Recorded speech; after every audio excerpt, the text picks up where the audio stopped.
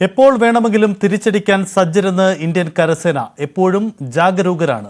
സമൂഹ മാധ്യമങ്ങളിലൂടെയാണ് കരസേനയുടെ അറിയിപ്പ്. രാഷ്ട്രത്തെ സംരക്ഷിക്കാൻ സജ്ജരാണ്. പരിശീലന ദൃശ്യങ്ങളടക്കം പങ്കുവച്ചാണ് കരസേനയുടെ പോസ്റ്റ്. രഞ്ജിത്ത് രാമചന്ദ്രൻ ചേരുന്നു. രഞ്ജിത്ത്, കരസേന അത്തരം ഒരു പോസ്റ്റ് ഇടുന്നു, നാവികസേനയും സമാനമായ പോസ്റ്റുകൾ ഇടുന്നു. ബ്രഹ്മോസ് മിസൈലുകളടക്കം സജ്ജമാക്കിയ യുദ്ധക്കപ്പലുകൾ ഫോട്ടോ അടക്കം പുറത്തുവിടുകയാണ്. അങ്ങനെ ഇന്ത്യയുടെ പ്രതിരോധ സേന തങ്ങളുടെ ശക്തി സമൂഹ മാധ്യമങ്ങളിലൂടെ അടക്കം വിളിച്ചു പറയുമ്പോൾ ഇത് നൽകുന്ന മുന്നറിയിപ്പ് എന്താണ് സാഹചര്യം? സൈത്ത്, 3 സേനാ അധ്യക്ഷന്മാരുമായും കേന്ദ്ര പ്രതിരോധ മന്ത്രിയും ആഭ്യന്തരമന്ത്രിയും തുടർച്ചയായി കൂടിക്കാഴ്ച നടത്തുകയും വിവരങ്ങൾ പങ്കുവെക്കുകയും മറ്റും ചെയ്യുന്ന പശ്ചാത്തലമുണ്ട്. ഇതിനിടയിലാണ് കരസേനയും നാവികസേനയും തങ്ങളുടെ രാജ്യത്തോടുള്ള കൂറ് ആവർത്തിച്ച് പ്രഖ്യാപിക്കുന്നത്. കരസേനയുടേതായി വന്ന ഏറ്റവും പുതിയ പോസ്റ്റ് അനുസരിച്ച് തങ്ങൾ സദാ സജ്ജരാണ് എന്നുള്ളതാണ്. എപ്പോൾ വേണമെങ്കിലും തിരിച്ചടിക്കാനുള്ള എല്ലാ സംവിധാനങ്ങളും തങ്ങളുടെ പക്കലുണ്ട്.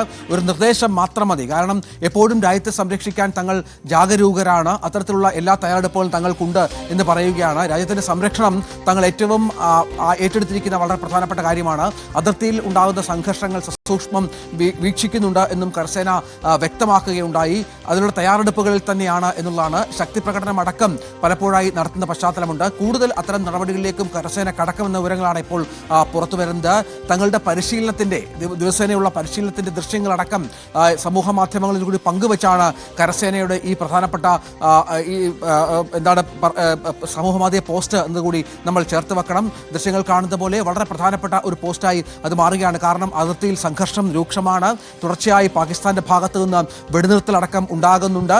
പല തരത്തിലുള്ള പ്രകോപനപരമായ പ്രസ്താവനകളും പാകിസ്ഥാന്റെ സൈനിക മേധാവികളും രാഷ്ട്ര നേതാക്കന്മാരും ഒക്കെ നടത്തുന്ന പശ്ചാത്തലമുണ്ട്. ഇതിനിടയിലാണ് തങ്ങൾ ഫിയർലെസ് ആണ്, തങ്ങൾക്ക് യാതൊരു ഭയവുമില്ല, തങ്ങൾ ഏത് നിമിഷവും തങ്ങളുടെ ശക്തി പ്രകടിപ്പിക്കാൻ തയ്യാറാണ്, തങ്ങൾക്ക് യാതൊരു പ്രശ്നവുമില്ല, ഞങ്ങൾക്ക് വിശ്രമമില്ലാത്ത ജീവിത ശൈലിയാണ്, പ്രവൃത്തി പഥത്തിൽ തങ്ങൾ എപ്പോഴും ഏത് സമയത്തും എപ്പോൾ വേണമെങ്കിലും എന്ത് തരത്തിലുള്ള തിരിച്ചു നൽകാനും സജ്ജരാണ് എന്ന് ആവർത്തിച്ച് പറയുകയാണ്. നേരത്തെ പറഞ്ഞതുപോലെ ആഭ്യന്തരമന്ത്രി അടക്കമുള്ളവർ തുടർച്ചയായി കരസേന, വ്യോമസേന, നാവികസേന മേധാവികളുമായി സമ്പർക്കം പുലർത്തുന്നുണ്ട്.